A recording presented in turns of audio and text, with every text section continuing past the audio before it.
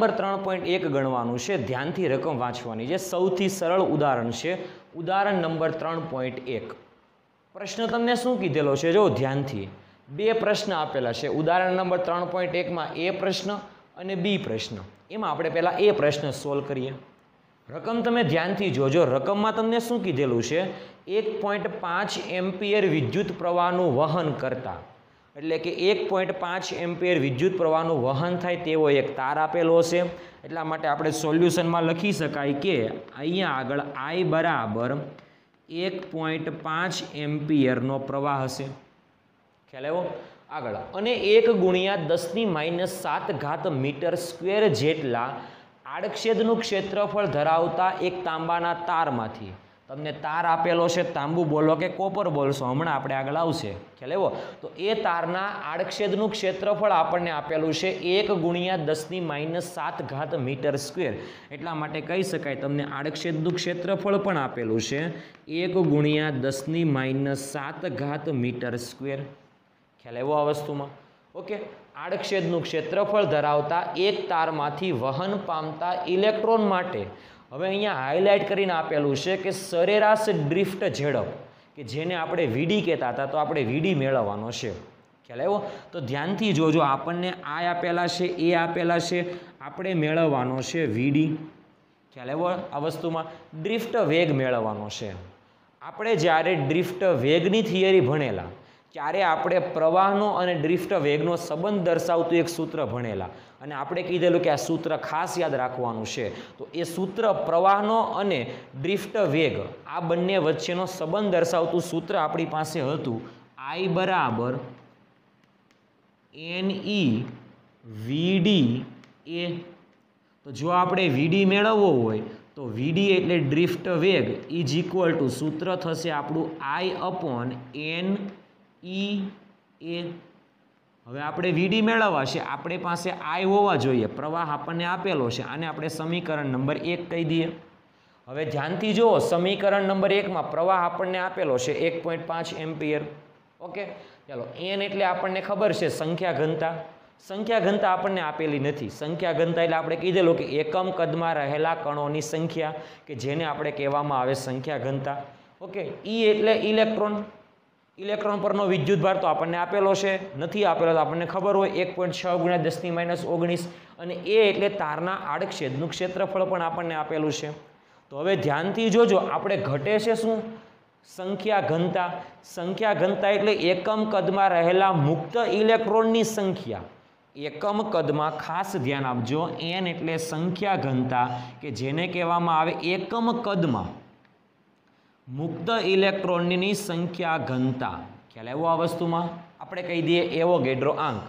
Avogadro આંક જેટલી સંખ્યા ક્યારે હોય? મુક્ત ઇલેક્ટ્રોનની સંખ્યા. એટલે આપણે વાત કરેલી કે એવોગેડ્રો આંક જે Na છે એટલે 6.022 ગુણ્યા 10⁻23 એવોગેડ્રો આંક જેટલી સંખ્યા છે. ખ્યાલ આવ્યો? કઈ રીતે ખબર પડશે? તો ધ્યાનથી જુઓ. હવે આપણને રકમ આપેલી છે કે ધારી લો કે કોપરનો પરમાણુ લગભગ એક વાહક ઇલેક્ટ્રોન આપે છે, અને કોપરની ઘનતા આપણને આપેલી છે 9 ગુણ્યા 10⁻³ કિલોગ્રામ પર મીટર ક્યુબ. ખ્યાલ આવ્યો? એટલે આપણે ઘનતા પહેલાં મેળવી લઈએ. ρ બરાબર 9 ગુણ્યા 10⁻³ કિલોગ્રામ પર મીટર ક્યુબ આપણને ઘનતા આપેલી છે. ખ્યાલ આવ્યો? ઓકે. પરમાણ્વીય દળાંક એટલે આપણને m આપેલો છે. કેટલા છે? 63.5. યુ એટલે ગ્રામમાં હશે. ગ્રામનું આપણે કિલોગ્રામમાં ફેરવવું હોય તો 10⁻³ કિલોગ્રામ હશે. ખ્યાલ આવ્યો આ વસ્તુમાં વિદ્યાર્થી મિત્રો? ઓકે, ચાલો. તો હવે ધ્યાનથી જોજો, આપણી પાસે ઘનતાનું સૂત્ર છે ઘનતા બરાબર દળ ભાગ્યા કદ. એકમ કદમાં રહેલા દળને ઘનતા કહેવાય, તો આપણે કદ જ ઘટે છે અહીંયા આગળ. ખ્યાલ આવ્યો આ વસ્તુમાં? તો કદને સૂત્રનો કરતા બનાવીએ તો સૂત્ર આવશે દળ ભાગ્યા ઘનતા. તો જો આપણે કદ બરાબર દળ ભાગ્યા ઘનતા આની અંદર કિંમત મૂકી દઈએ તો આપણું સૂત્ર શું થશે? તો કે ધ્યાનથી જોજો, Na એવોગેડ્રો આંક અપોન કદ. કદ એટલે દળ ભાગ્યા ઘનતા. દળ કેટલું છે? તો કે m. ઘનતા એના છેદમાં છે, તો છેદનો છેદ ક્યાં જશે? અંશમાં. ખ્યાલ આવ્યો આ વસ્તુમાં? તો small n is equal two Na ρ/m થશે.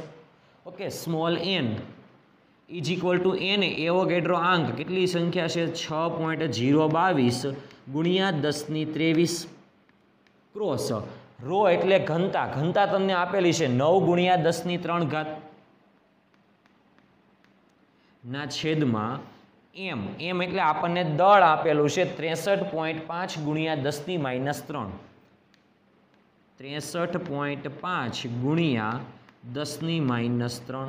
ખ્યાલ આવ્યો? આનો ગુણાકાર કરશો અને ત્યારબાદ ભાગાકાર કરશો તો તમને n બરાબર આનો ગુણાકાર અને ભાગાકાર કરવાથી જવાબ મળશે 0.85 ગુણ્યા 10⁻, કેટલી આવશે ધ્યાનથી જોજો, 23 ને 3 આપણે કહીએ તો 26 અને આ -3 ઉપર જાય તો 29, તો આપણે કહી શકાય 10⁻29. ઓકે, એક પોઈન્ટને આ સાઈડ ખસેડીએ તો ઘાત ઘટશે, એટલા માટે કહી શકાય કે n બરાબર 8.5 ગુણ્યા 10⁻28. ખ્યાલ આવ્યો આ વસ્તુમાં? ઓકે, તો આટલા સંખ્યા ઘનતા હશે. સંખ્યા ઘનતાનો એકમ, એકમ કદમાં રહેલા કણોની સંખ્યા, તો કદનો એકમ મીટર ક્યુબ, તો છેદમાં મીટર ક્યુબ લખી શકાય, અથવા ઉપર જાય તો મીટર માઇનસ ક્યુબ લખી શકાય, તો આપણે કહી શકાય મીટર માઇનસ ક્યુબ. ખ્યાલ આવ્યો? તો સંખ્યા ઘનતા આપણને મળી ગઈ. એકમ કદમાં રહેલા મુક્ત ઇલેક્ટ્રોનની સંખ્યા અથવા મુક્ત વિદ્યુતભાર વાહકોની સંખ્યા આટલી છે, n બરાબર 8.5 ગુણ્યા 10⁻28. આ યાદ રાખવાનું છે. તમને 1 માર્ક્સના MCQમાં પણ પૂછાઈ શકે કે કોપરના પરમાણુમાં મુક્ત ઇલેક્ટ્રોનની સંખ્યા ઘનતા કેટલી છે? તો કોપરના પરમાણુમાં મુક્ત ઇલેક્ટ્રોનની સંખ્યા ઘનતા, મુક્ત ઇલેક્ટ્રોનની સંખ્યા ઘનતા કેટલી છે? તો કે 8.5 ગુણ્યા 10⁻28 પર મીટર, એટલે મીટર માઇનસ ક્યુબ જેટલી છે. ખ્યાલ આવ્યો? એટલે આ ખાસ યાદ રાખવાનું છે. હવે આપણા સમીકરણ નંબર 1માં ખાલી n ઘટતા હતા, હવે ખાલી આપણે n ની અંદર કિંમત જ મૂકવાની છે. તો ધ્યાનથી જોજો, આપણે લખી શકાય કે સમીકરણ 1 પરથી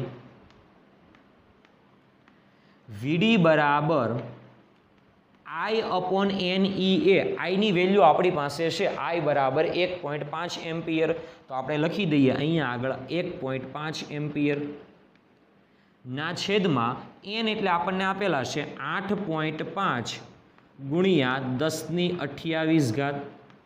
E એટલે ઇલેક્ટ્રોન પરનો વિદ્યુતભાર કેટલો છે? 1.6 ગુણ્યા 10⁻19.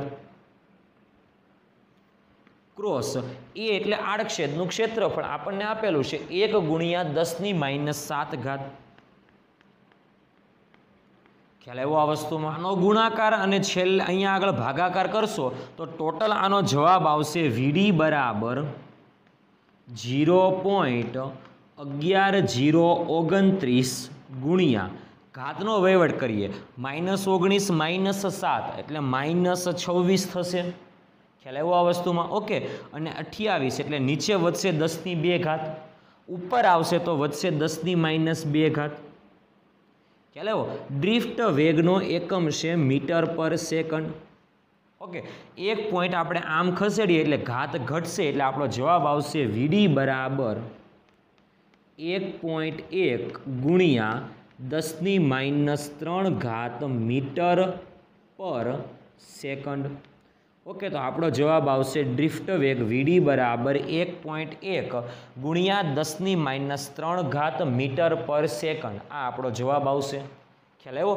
ઓકે, 10⁻3 ને જો આપણે કહી શકાય તો મિલીમીટર પણ કહી શકાશે, તો આનો આધારિત આપણે બીજો જવાબ પણ લખી શકાય, અથવા Vd બરાબર આપણે લખી શકાય 1.1 મિલીમીટર પર સેકન્ડ. આ આપણો જવાબ લખી શકાશે. ખ્યાલ આવ્યો આ વસ્તુમાં? એટલા માટે આપણો ડ્રિફ્ટ ઝડપ આવશે 1.1 મિલીમીટર પર સેકન્ડ જેટલી ડ્રિફ્ટ ઝડપ આવશે. એટલા માટે આપણો જવાબ કહી શકાય કે સરેરાશ ડ્રિફ્ટ ઝડપ એ આપણને 1.1 મિલીમીટર પર સેકન્ડ જેટલી આપણને મળશે. ખ્યાલ આવ્યો આ વસ્તુમાં વિદ્યાર્થી મિત્રો? ઓકે, તો આ તો આપણો ઉદાહરણ નંબર 3.1માં પહેલો પ્રશ્ન, કે જે આપણને કીધેલો છે કે ઇલેક્ટ્રોન એટલે આની અંદર પ્રવાહ જ્યારે વહન થાય છે ત્યારે ડ્રિફ્ટ ઝડપ કેટલી હશે? તો કે જ્યારે પ્રવાહ વહન થાય છે ત્યારે ઇલેક્ટ્રોનની ડ્રિફ્ટ ઝડપ હશે આપણને 1.1 મિલીમીટર પર સેકન્ડ, એટલે કે 1.1 ગુણ્યા 10⁻3 મીટર પર સેકન્ડ. ખ્યાલ આવ્યો આ વસ્તુમાં? ઓકે, તો આ જે દાખલો છે ને એ દાખલો તમને MCQમાં વારંવાર પૂછાવાની શક્યતા છે.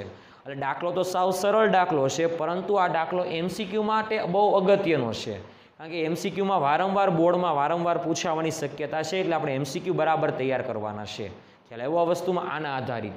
ઓકે, આના આધારિત જેટલા પણ MCQ હશે એ પણ આપણે તૈયાર કરીશું.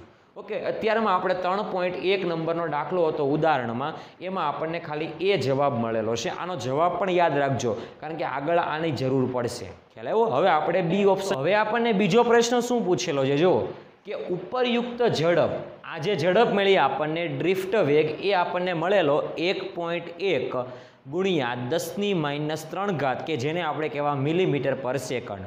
તો ઉપરયુક્ત ઝડપ કે જે ડ્રિફ્ટ ઝડપ મળી એ ડ્રિફ્ટ ઝડપને આપણે સામાન્ય તાપમાને કોપર પરમાણુની ઉષ્મીય ઝડપ અને સુવાહકમાં આ ડ્રિફ્ટ ગતિ માટે જવાબદાર વિદ્યુત ક્ષેત્રની ઝડપ સાથે સરખામણી કરો.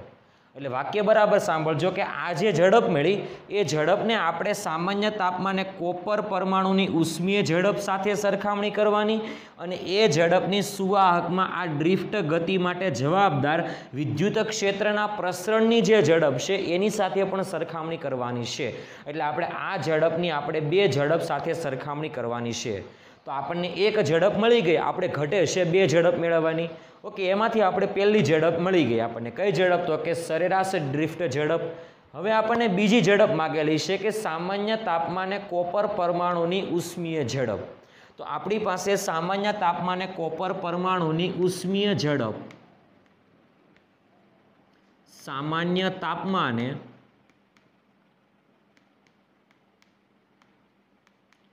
કોપર પરમાણુની ઉષ્મીય ઝડપ. આપણે વાત કરેલી કે કોઈ પણ પરમાણુ હોય એ પરમાણુમાં આયનો થોડા તાપમાન એટલે ઉષ્મા એટલે વાતાવરણના તાપમાનને લીધે એ થોડા ઘણા દોલનો કરતા હોય.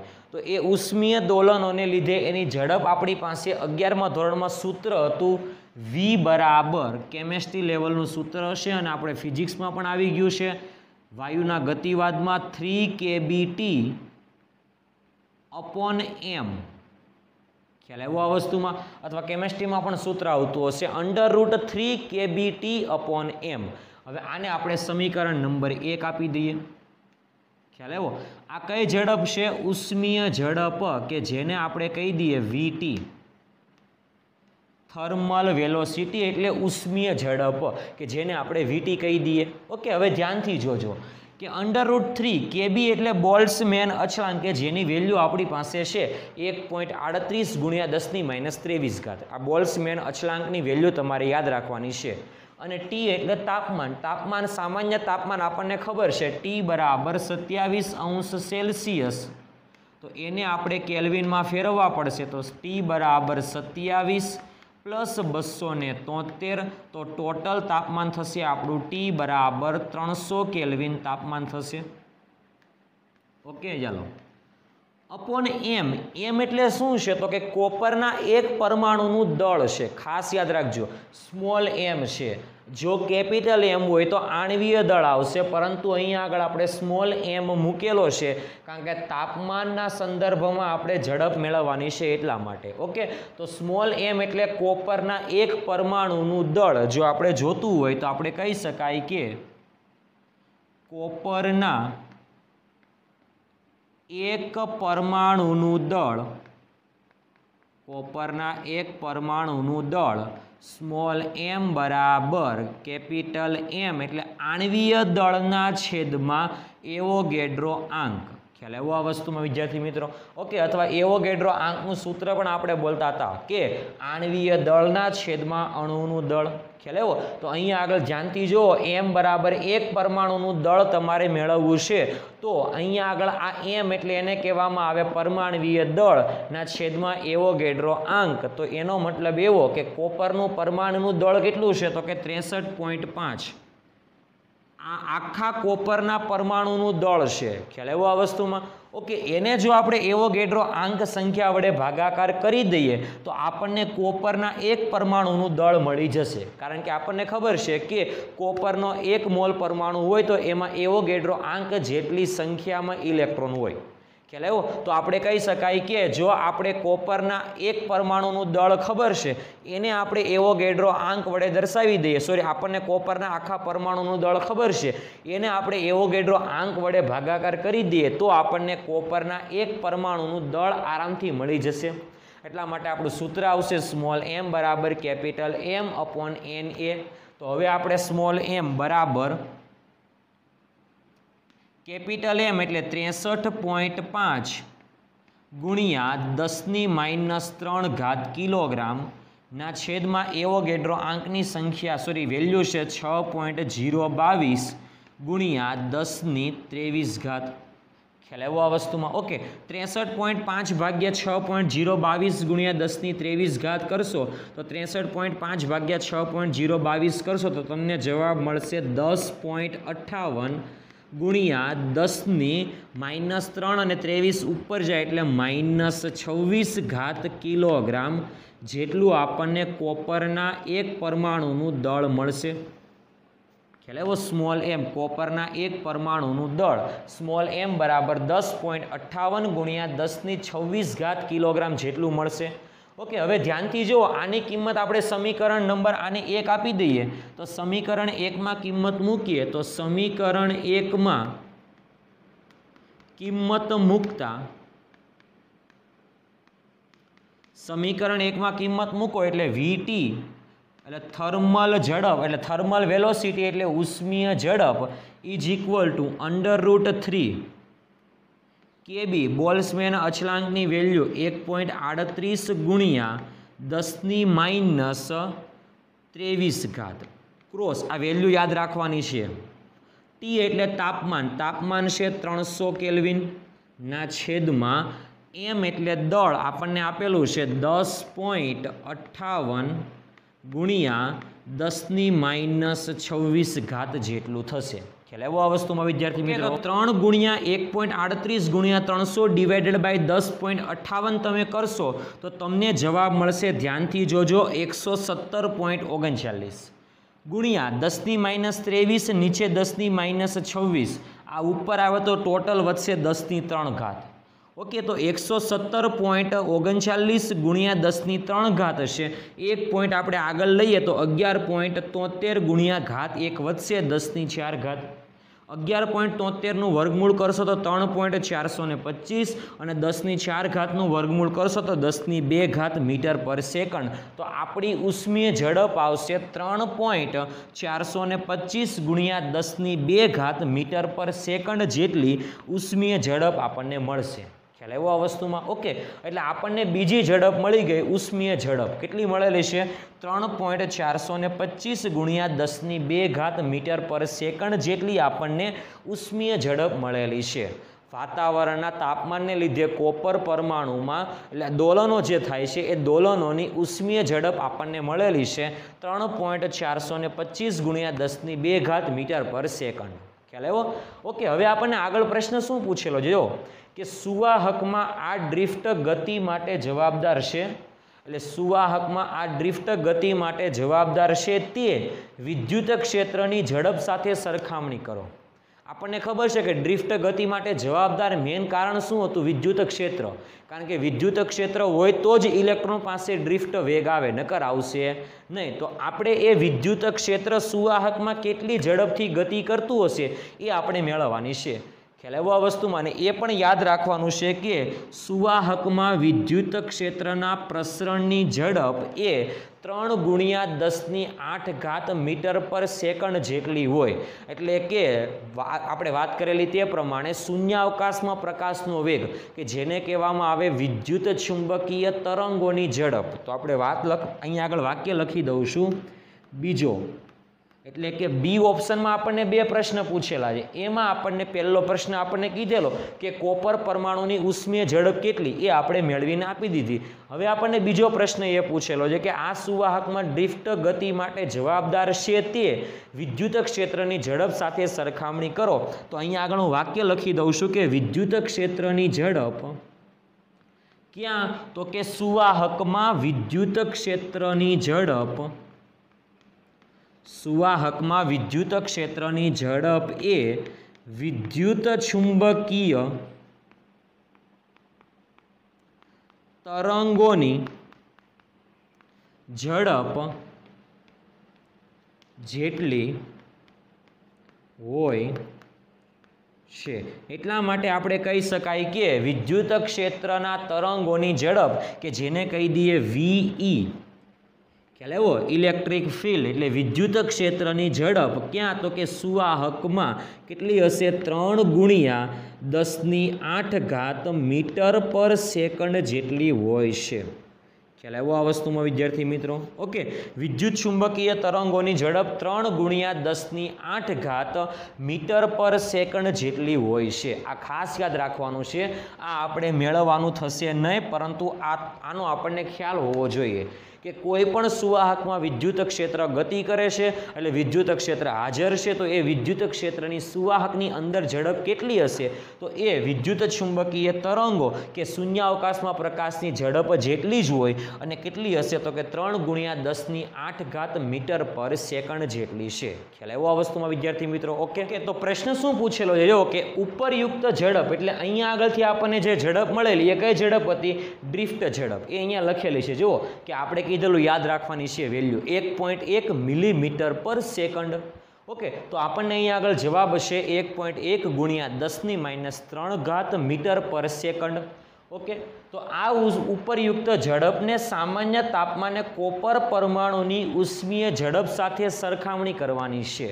ઓકે, તો આપણને જે બી ઓપ્શનમાં પહેલો પ્રશ્ન પૂછેલો છે એ પહેલો પ્રશ્ન શું પૂછેલો છે, ધ્યાનથી જુઓ કે ડ્રિફ્ટ ઝડપને સુવાહકમાં સામાન્ય તાપમાને કોપર પરમાણુની ઉષ્મીય ઝડપ સાથે સરખામણી કરવાની છે.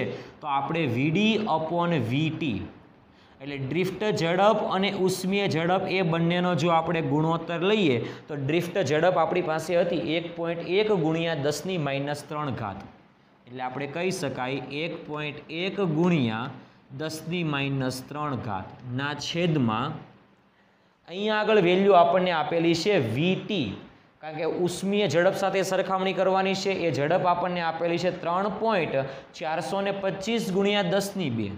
તો આપણે કહી શકાય 3.425 ગુણ્યા 10⁻². ખ્યાલ આવ્યો? સોરી, +2. ઓકે, તો VD/VT ઇઝ ઇક્વલ ટુ 1.1 ભાગ્યા 3.425 કરશો તો તમને જવાબ મળશે 0.3211 ગુણ્યા 10⁻³ નો વહીવટ કરીએ -3, નીચે +2, ઉપર આવે તો -2, એટલે ટોટલ જવાબ થશે 10⁻5. ખ્યાલ આવ્યો આ વસ્તુમાં? ઓકે, આને આપણે અવગણીએ તો આપણે આવું લખી શકાય નિયરલી ઇક્વલ ટુ જવાબ VD/VT ઇઝ ઇક્વલ ટુ 10⁻5. ખ્યાલ આવ્યો આ વસ્તુમાં વિદ્યાર્થી મિત્રો? ઓકે, તો આને આપણે આવું પણ લખી શકાય કે VD is equal two 10⁻5 VT. એટલે આનો મતલબ એવો થાય કે કોપર પરમાણુમાં ઇલેક્ટ્રોનની ડ્રિફ્ટ ઝડપ એ ઉષ્મીય ઝડપ કરતાં, અહીંયા આગળ લખ્યું ને કે કોપર પરમાણુમાં ઉષ્મીય ઝડપ કરતાં 10⁻5 ગણી છે. ખ્યાલ આવ્યો આ વસ્તુમાં? કોણ કોના કરતાં? તો ડ્રિફ્ટ વેગ એ ઉષ્મીય ઝડપ કરતાં 10⁻5 ગણી, અથવા એવું કહી શકાય કે ડ્રિફ્ટ વેગ એ ઉષ્મીય ઝડપ કરતાં 10⁻5 ભાગની છે. ખ્યાલ આવ્યો? નકર આના ઉપરથી પણ બોલી શકાય કે 10⁻5 ગણી છે. એટલે આપણે આ પહેલી સરખામણી કરી. કોની સરખામણી? તો ડ્રિફ્ટ ઝડપ અને ઉષ્મીય ઝડપ આ બંનેની આપણે સરખામણી કરેલી છે. એટલે આપણને આ પ્રશ્ન પૂછેલો કે ઉપરયુક્ત ઝડપને સામાન્ય તાપમાને કોપર પરમાણુની ઉષ્મીય ઝડપ સાથે સરખામણી કરો. આપણે કરી દીધી. ઓકે, હવે શું પ્રશ્ન પૂછેલો છે કે ઉપરયુક્ત ઝડપ એટલે ડ્રિફ્ટ ઝડપને આપણને સુવાહકમાં ડ્રિફ્ટ ગતિ માટે જવાબદાર જે વિદ્યુત ક્ષેત્ર છે એ વિદ્યુત ક્ષેત્રની ઝડપ સાથે પણ સરખામણી કરવાની છે. એટલે આપણે આ બંનેની સરખામણી કરવાની છે. તો હવે આપણે આ બંનેનો ગુણોત્તર લઈ લઈએ એટલે આપણે કહી શકાય કે વીડી અપોન વીઈ. તો વીડીની વેલ્યુ આપણી પાસે છે 1.1 ગુણ્યા 10⁻³ ના છેદમાં 3 ગુણ્યા 10�8. તો 1.1 ભાગ્યા 3 કરશો તો તમને જવાબ મળશે 0.36 ગુણ્યા 10⁻11. ઓકે, આ 0.36 ને આપણે થોડીક વાર માટે અવગણી નાખીએ તો આપણો જવાબ થશે VD upon VE is equal to 10⁻11. તો વીડીને સૂત્રનો કરતા બનાવીએ તો વીડી બરાબર સૂત્ર થશે 10⁻11 વીઈ. તો આનો મતલબ આપણે એવો કહી શકાય કે ધ્યાનથી જોજો બરાબર કે ડ્રિફ્ટ વેગ એટલે કે ડ્રિફ્ટ ઝડપ એ વિદ્યુત ક્ષેત્રની ઝડપ કરતાં 10⁻11 ગણી છે.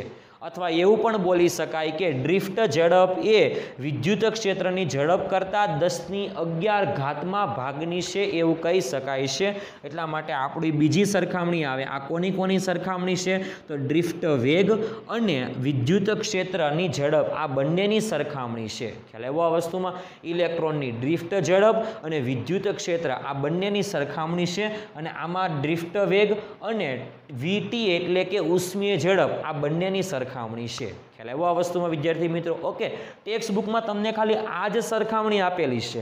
આ સરખામણી આપતા એ લોકો ભૂલી ગયા છે, કારણ કે આપણને પ્રશ્ન 2 પૂછેલા છે કે ઉપરયુક્ત ઝડપને સામાન્ય તાપમાને કોપર પરમાણુની ઉષ્મીય ઝડપ સાથે પણ સરખામણી કરવાની અને સુવાહકમાં જ્યારે વિદ્યુત ક્ષેત્રની હાજરી હોય ત્યારે એ વિદ્યુત ક્ષેત્ર કેટલી ઝડપથી ગતિ કરે તો એની સાથે પણ સરખામણી કરવાની છે. એટલે આપણે અહીંયા આગળ બંને સરખામણીની આપણે કરેલી છે વાત. ખ્યાલ આવ્યો આ વસ્તુમાં વિદ્યાર્થી મિત્રો? ઓકે, તો આ હતું આપણું ઉદાહરણ નંબર 3.1. સૌથી આઈએમપી ઉદાહરણ કહી શકાય અને એમસીક્યુ માટે તો ખાસ ઉદાહરણ આઈએમપી છે એવું કહી શકાય છે. એટલે ખાસ યાદ રાખવાનું છે. ખ્યાલ આવ્યો આ વસ્તુમાં? ઓકે, તો હવે આપણે સ્વાધ્યાયનો 3.13 નંબરનો દાખલો જોઈએ. સ્વાધ્યાયનો 3.13 નંબરના દાખલામાં રકમ જો શું કીધે છે? હમણાં આપણે ઉદાહરણ નંબર 3.1 જોયેલું આગળ કે ઉદાહરણ નંબર 3.1 આપણે કોપરનો જે પરમાણુ હતો સુવાહક, તો કોપરના સુવાહકમાં મુક્ત ઇલેક્ટ્રોનની અંદાજિત સંખ્યા ઘનતા આપણને મળેલી કે જેને આપણે સ્મોલ n કીધેલો. તો સોલ્યુશનમાં આપણે લખવું હોય તો સ્મોલ n એટલે સંખ્યા ઘનતા આપણને આપેલી છે 8.5 ગુણ્યા 10⁻28 મીટર -3. ખ્યાલ આવ્યો આ વસ્તુમાં? આટલી અંદાજિત સંખ્યા ઘનતા છે. આવા ઇલેક્ટ્રોનને 3 મીટર લાંબા તારના એક છેડેથી બીજા છેડા સુધી ડ્રિફ્ટ થતાં કેટલો સમય લાગે તે. ખ્યાલ આવ્યો? 3 મીટર લંબાઈનો તાર છે તો એલ બરાબર આપણે કહી દઈએ 3 મીટર લંબાઈનો તાર છે. ઓકે, તો કેટલો સમય લાગે તે મેળવવાનું છે. તો સમય બરાબર કેટલા એ આપણે મેળવવાના છે. ઓકે, તારના આડછેદનું ક્ષેત્રફળ આપણને આપેલું છે એ બરાબર 2 ગુણ્યા 10⁻6 મીટર સ્ક્વેર. ત્યાં ક્ષેત્રફળ અલગ હતું, અહીંયા આગળ બદલાવી નાખેલું છે. ઓકે, અને તેમાંથી 3 એમ્પિયર જેટલો પ્રવાહ વહે છે. તો આપણે કહી શકાય કે I બરાબર 3 એમ્પિયરનો પ્રવાહ વહે છે. ખ્યાલ આવ્યો? તો આપણે ટી મેળવવાનો છે. ખ્યાલ આવ્યો આ વસ્તુમાં? ઓકે, હવે ધ્યાનથી જોજો તમે. આપણી પાસે ડ્રિફ્ટ વેગ અને પ્રવાહનો સંબંધ દર્શાવતું સૂત્ર હતું I બરાબર એની વીડી એ. સૂત્ર હતું I બરાબર એની વીડી એ. ઓકે, આને આપણે સમીકરણ નંબર 1 કહી દઈએ. ઓકે, ડ્રિફ્ટ વેગ એટલે શું? તો કે ઇલેક્ટ્રોનને સ્થાનાંતરિત થવા માટે જરૂરી વેગ કે જેને આપણે ડ્રિફ્ટ વેગ કહીએ છીએ. તો ડ્રિફ્ટ વેગનું આપણી પાસે સૂત્ર હતું વીડી બરાબર ઝડપ બરાબર અંતર ભાગ્યા સમય. કેટલું અંતર કાપવાનું છે? તો કે તારના એક છેડેથી બીજા છેડા સુધીનું અંતર કે જેને આપણે એલ કીધેલો છે અને એના માટે સમય કેટલો? તો અંતર ભાગ્યા સમય એ જ આપણો ડ્રિફ્ટ વેગ થશે. ખ્યાલ આવ્યો? તો હવે આપણે આની કિંમત સમીકરણ નંબર 1 મૂકી દઈએ તો આપણું નવું સમીકરણ બનશે I બરાબર NE વીડીની જગ્યાએ કિંમત મૂકી દેવાની L અપોન T. ખ્યાલ આવ્યો? ઇન્ટુ એ છે તો આપણે એ મૂકી દઈએ. ચાલો આપણને મેળવવાનું શું કીધેલું? સમય. તો સમયને સૂત્રનો કરતા બનાવી દઈએ તો ટી બરાબર સૂત્ર શું બનશે? NE/LA/I. ખ્યાલ આવ્યો આ વસ્તુમાં વિદ્યાર્થી મિત્રો? ઓકે, ચાલો તો ટી બરાબર n એટલે સંખ્યા ઘનતા.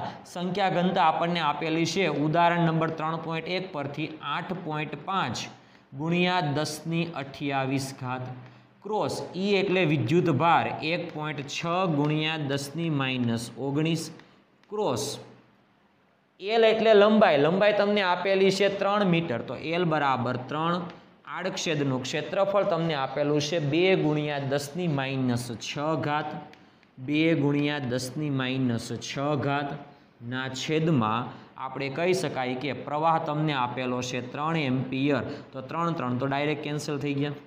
તો 8.5 ગુણ્યા 1.6 એને ગુણ્યા 2 કરશો તો આના આધારિત તમને જવાબ મળશે સ્મોલ ટી બરાબર 27.2 ગુણ્યા ઘાત ટોટલ વધશે 10⁻3 મીટર પર. સોરી, આપણે જવાબ મેળવવાનો છે સમય, તો એનો એકમ આવશે સેકન્ડ.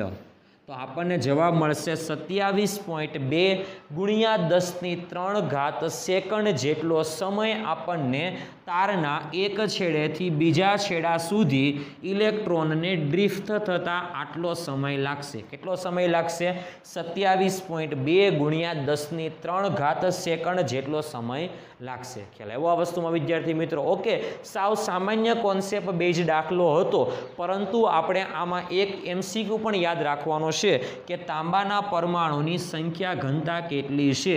તો તાંબાના પરમાણુની સંખ્યા ઘનતા 8.5 ગુણ્યા 10⁻28 ક્રમની છે. એટલે આખા એકમ સહિત જો આપણે કિંમત યાદ રાખવી હોય તો 8.5 ગુણ્યા 10⁻28 મીટર -3 જેટલી સંખ્યા ઘનતા છે. ખ્યાલ આવ્યો આ વસ્તુમાં વિદ્યાર્થી મિત્રો? ઓકે, તો આ તો આપણો સ્વાધ્યાયનો 3.13 નંબરનો દાખલો કે જે ઉદાહરણ 3.1માં જે સંખ્યા ઘનતા આપેલી છે એના પરથી પણ આપણે દાખલો ગણી શકાય છે. ખ્યાલ આવ્યો આ વસ્તુમાં? બાકીની બધી કિંમત બદલાવી નાખેલી છે અને આપણને સમય મેળવવાનો કીધેલો છે. તો આપણને સમય અત્યારે 27.3 ગુણ્યા 10⁻3 સેકન્ડ જેટલો આપણને સમય મળે છે. ખ્યાલ આવ્યો આ વસ્તુમાં વિદ્યાર્થી મિત્રો? ઓકે, તો આ તો આપણો સ્વાધ્યાયનો 3.13 નંબરનો દાખલો. ઓકે કે વિદ્યાર્થી મિત્રો, તો હવે આપણે સ્વાધ્યાયનો 3.14 નંબરનો દાખલો જોઈએ. સૌથી મોસ્ટ ટાઈમપી દાખલો છે સ્વાધ્યાયનો 3.14 નંબરનો દાખલો. એટલે ખાસ ધ્યાન જોજો કે પૃથ્વીની સપાટી પરની વિદ્યુત ભારની પૃષ્ઠ ઘનતા 10⁻9 કુલમ પર મીટર સ્ક્વેર આપેલી છે. ખાસ ધ્યાનમાં રાખવાનું છે કે પૃથ્વીની સપાટી પર વિદ્યુત ભારની પૃષ્ઠ ઘનતાની સંજ્ઞા હતી સિગ્મા ઇઝ ઇક્વલ ટુ સૂત્ર હતું આપણી પાસે સિગ્મા બરાબર Q/A. ઓકે, આ આધારિત તમને વિદ્યુત ભારની પૃષ્ઠ ઘનતા તમને અહીંયા આગળ આપેલી છે 10⁻9 કુલંબ પર મીટર સ્ક્વેર. ખ્યાલ આવ્યો આ વસ્તુમાં? ઓકે, આ વિદ્યુત ભારની પૃષ્ઠ ઘનતા છે, પરંતુ સપાટી પરની પૃષ્ઠ ઘનતા છે. ઓકે, ચાલો પૃથ્વીની સપાટી પરની. તો પૃથ્વીની સપાટી પર વિદ્યુત ભાર આપણે મેળવવો હોય તો આપણી પાસે Q એટલે કે આપણે કહી શકાય કે પૃથ્વી પર એટલે કે પૃથ્વીની સપાટી પર નો વિદ્યુત ભાર Q is equal to sigma into A. ખ્યાલ આવ્યો? સિગ્મા આપણને આપેલા છે તો કે Q બરાબર સિગ્મા A એટલે ક્ષેત્રફળ 4πr². ખ્યાલ આવ્યો? તો આને આપણે સમીકરણ નંબર 1 આપી દઈએ. Q બરાબર અત્યારમાં વેલ્યુ નથી મૂકતા, છેલ્લે આપણે બધાને એક હાથે વેલ્યુ મૂકી દઈશું. ખ્યાલ આવ્યો આ વસ્તુમાં? ઓકે, આટલું આપણને રકમ આપેલી છે પહેલામાં. હવે શું કીધેલું છે કે વાતાવરણના ટોચના ભાગ એટલે વાતાવરણના સૌથી ઉપરના ભાગ અને પૃથ્વીની સપાટી વચ્ચે 400 કિલોવોલ્ટના સ્થિતિમાનના તફાવતને લીધે આખી પૃથ્વી પર 1800 એમ્પિયરનો પ્રવાહ રચાય છે. તો I બરાબર તમને આપેલા છે 1800 એમ્પિયર. ખ્યાલ આવ્યો? આપણને ખબર છે વિદ્યુત પ્રવાહનું નિર્માણ ક્યારે થાય અને વિદ્યુત પ્રવાહનું વહન ક્યાંથી ક્યાં થાય? તો વધારે વિદ્યુત સ્થિતિમાનવાળા બિંદુથી ઓછા વિદ્યુત સ્થિતિમાનવાળા બિંદુ તરફ. એટલે બંને બિંદુએ જો વિદ્યુત સ્થિતિમાનનો તફાવત એટલે કે વિદ્યુત સ્થિતિમાન અલગ અલગ હોય તો જ વિદ્યુત પ્રવાહનું વહન થશે અને વધારેથી ઓછા તરફ વિદ્યુત પ્રવાહનું વહન થશે.